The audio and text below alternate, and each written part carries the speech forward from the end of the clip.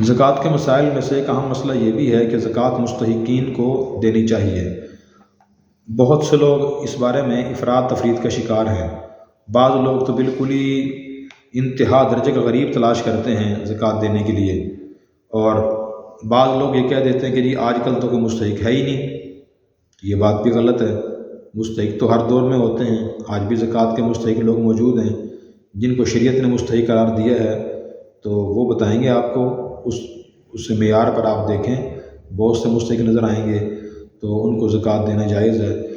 اور بعض لوگ تحقیق نہیں کرتے اور وہ کہتے ہیں بس یہ اللہ کے نام پہ دینا ہے، جو بھی اللہ کے نام پہ مانگے اسے دے دینا چاہیے، اسے انکار نہیں کرنا چاہیے۔ تو یہ نظریہ جو ہے یہ بھی غلط ہے۔ اس کا نتیجہ یہ ہوتا ہے کہ جو غیر مستحق لوگ ہوتے ہیں ان کو زکوٰۃ کا مال چلا جاتا ہے اور مستحقین محروم رہ جاتے ہیں۔ تو زکوٰۃ کے مستحقین قرآن کریم میں اللہ تعالیٰ نے بیان فرمائے ہیں اور نبی کریم صلی اللہ علیہ وسلم نے بیان فرمائے۔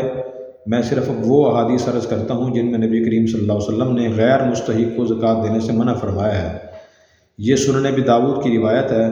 حضرت زیاد بن حارث سدائی یہ روایت کہتے ہیں اتیت النبی صلی اللہ علیہ وسلم فبایعتہ فذکر حدیثا طویلا فاعطاہ رجل فقال اعطنی من الصدقہ فقال له رسول اللہ صلی اللہ علیہ وسلم ان اللہ لم یرض بحکم نبی ولا غیرہ فی صدقات حتی حکم ہوا فجزأها ثمانیة اجزاء فإن كنت من تلك الاجزاء اعطیتک۔ زیاد بن حارث سدائی رضی اللہ تعالیٰ عنہ کہتے ہیں کہ میں رسول کریم صلی اللہ علیہ وسلم کی خدمت میں حاضر ہوا اور میں نے آپ سے بیعت کی۔ پھر زیاد نے اس موقع پر طویل حدیث ذکر کی اور اسی سلسلے میں یہ واقعہ نقل کیا کہ آپ صلی اللہ علیہ وسلم کی خدمت میں اس وقت ایک شخص حاضر ہوا اور عرض کیا کہ زکوٰۃ کے مال میں سے کچھ مجھے بھی عنایت فرمائیے۔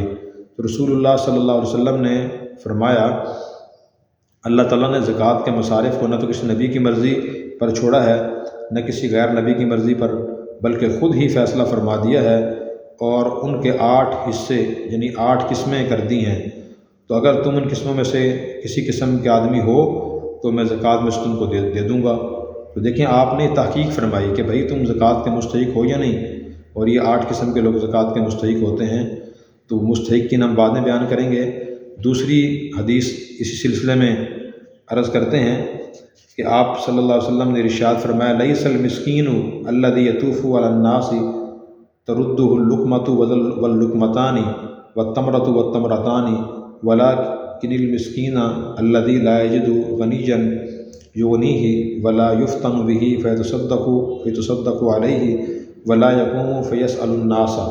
یہ صحیح بخاری و مسلم کی متفق علیہ روایت ہے، اور ترجمہ اس کا یہ ہے کہ رسول اللہ صلی اللہ علیہ وسلم نے فرمایا اصلی مسکین جس کی صدقہ اور زکوٰۃ سے مدد کی کرنی چاہیے وہ آدمی نہیں ہے جو مانگنے کے لیے لوگوں کے پاس آتا جاتا ہے، در در پھرتا ہے اور چکر لگاتا ہے، اور 1-2 لقمے یا 1-2 کھجوریں جب اس کے ہاتھ میں رکھ دی جاتی ہیں تو وہ لے کر واپس چلا جاتا ہے۔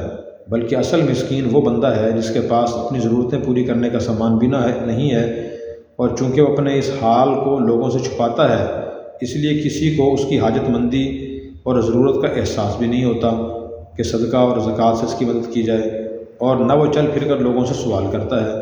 تو حدیث کا مقصد یہ ہے کہ جو پیشہ ور سائل ہیں جن کا ذریعہ آمدن ذریعہ معاش پیشہ ہے مانگنا اور کھانا ہے، گداگر ہیں جو بھکاری ہیں، تو وہ زکوٰۃ صدقات کے اور خیرات کے مستحق نہیں ہیں، بلکہ صدقہ اور زکوٰۃ کے لیے ان باعفت اور باعزت لوگوں کو تلاش کرنا چاہیے جو خود ضرورت مند تو ہوں لیکن شرم و حیا کی وجہ سے، عزت نفس کی وجہ سے لوگوں کے سامنے اپنی ضرورت کا اظہار نہیں کرتے، کسی سے سوال نہیں کرتے۔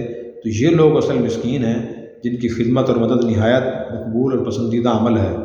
اسی طرح ایک اور حدیث ہے جو عبید اللہ بن عدی بن خیار سے روایت ہے، فرماتے ہیں کہ اخبرنی رجلان انہما اتی النبی صلی اللہ علیہ وسلم وهو فی حجۃ الوداع وهو یقسم الصدقہ فسألاه منها فرفع فينا النظر وخفضه فرآنا جلدين فقال إن شئتما أعطيتكما ولا حظ فيها لغني ولا لقوي مكتسب۔